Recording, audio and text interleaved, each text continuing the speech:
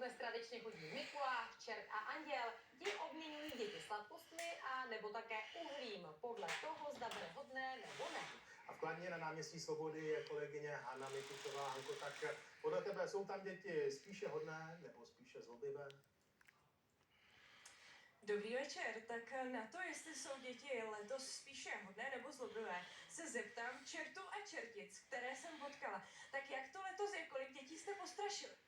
Dobrý večer, říšnice. Letos podle knihy Říchů jsme postrašili 625 dětí. A jsou teda letos spíše děti hodné nebo zlobivé? Zlobivé, všechny do jednoho zlobivé, ale jak vidí nás, tak jsou najednou všichni hodní. No a museli jste nějaké odnést do pekla? Do pekla jsme bohužel dneska žádný neodnesli. Děti nám slíbili, že budou hodní, řekli nám básničku, tak jsme je pro dnešek nechali. Takže dneska jdeme zase do pekla s prázdnou. A jaké jsou ty nejčastější hříchy dětí a nebo i dospělých? Já si myslím, že mi rodiče dají za pravdu, že je to hraní her na herních konzolích, telefonech a taky nepořádnost.